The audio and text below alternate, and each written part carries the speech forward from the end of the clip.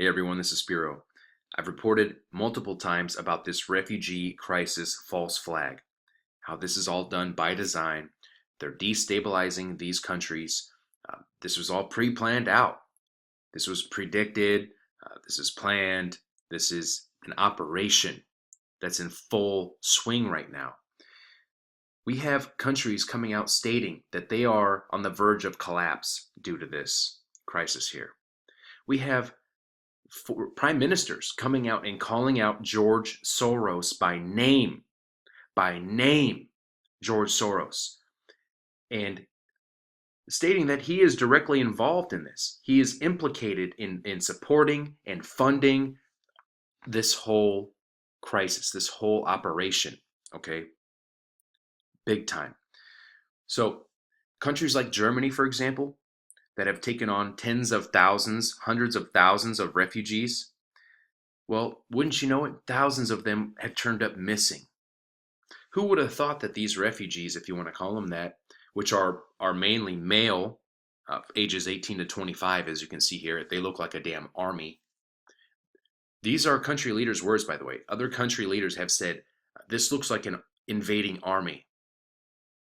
Okay, the mainstream media wants to show you pictures of women and children and someone popping out a baby on a beach. This is what's really going on here. Okay. Now, in Germany, like I said, thousands of these refugees have just disappeared. They've gone wherever. They didn't go in and sign up on the clipboard in their camp, which is a joke. But don't worry, the UN has a solution to this crisis. Wouldn't you know it? How about that? The timing, huh? Wow. Thanks, UN.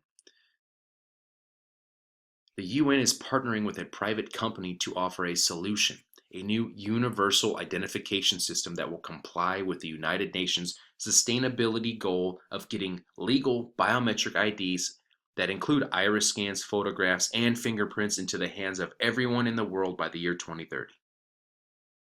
That's right. And this refugee crisis, it's going to serve many purposes here, just like all their false flags do. They're multifaceted attacks. And one of these methods of attack is going to be to introduce in a big way, this universal identification system.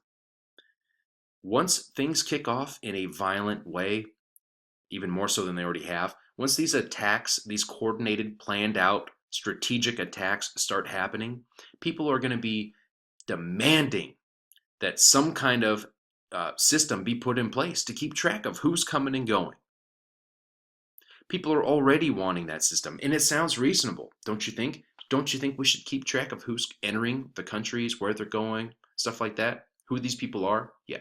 Are they doing this? No. They're going to wait till it hits the fan, and then they're going to be like, oh, maybe we should really seriously mandate this. People will be demanding, they'll be screaming bloody murder that a system like this be put into place. So this sustainable development goal, the UN 2030 agenda of getting legal ID into the hands of everyone in the world by 2030, right here. It's Identification for Development Initiative, ID4D. As you can see right here, the UN agency selects Accenture for Refugee Biometrics Project. Okay, this was back in May. Okay, this has been all put into place. This is already pre-planned, pre-positioned, pre-packaged to roll out. Okay, they just rolled out this UN 2030 agenda last month in New York at the UN General Assembly, and it's all right here. The United Nations High Commissioner for Refugees is moving forward with its plans to use biometric technology to identify and track refugees and has selected a vendor for the project. Accenture, an international technology service provider, has won out the competitive tendering process and will oversee the implementation of the technology in a 3-year contract. See, this is going to start with the refugees, okay? But I guarantee you, this will be put on everybody, on everyone. Now, if you see here, the UNHCR will use Accenture's biometric identity management system for this endeavor. BIMS can be used to collect facial, iris, fingerprint, biometric data. It will also be used to provide many refugees with their only form of official documentation. The system will work in conjunction with Accenture's unique identity service platform to send this information back to a central database in Geneva, allowing UNHCR offices all over the world to effectively coordinate with this central UNHCR authority in its tracking refugees. So there's going to be a global database, a global biometric database for these refugees and eventually for you and your children and your whole family. Okay. Now they've already test run this in countries like Thailand and Chad with over 220,000 people identified in those two countries that they have in this biometric system. So they have experience with large-scale biometric system initiatives. And they worked with the Department of Homeland Security Office of Biometric Identity Management with a major border control project, for example. So yes, they have experience. This is all being put into place. It's all been set up. These contracts have been lined up and lobbied for a long time ago. Now get to know this right here, the UN Agenda 2030. This is big time. This is global takeover. Global takeover. Red alert.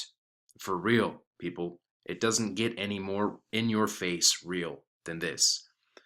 Now, they state right here, target 16.9, which is one of their 17 goals and dozens of targets under the goal of peace, justice, and strong institutions read as follows. By 2030, they wish to provide legal identity for all, including birth registration. Okay, birth registration. This is the official website right here, 16.9. By 2030, provide legal identity for all, including birth registration. So yes, I know here in the States, you sign on to that corporate agreement with the birth certificate and the registration, all that stuff. Yes, I understand this. This is bigger and more.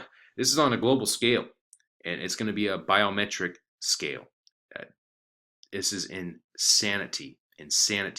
And of course, the World Bank is also throwing their weight behind this, behind the UN biometric project being conducted by Accenture. They show here in a new report issued in collaboration with Accenture, the World Bank is calling on governments to work together to implement standardized, cost-effective identity management solutions, according to Find Biometrics.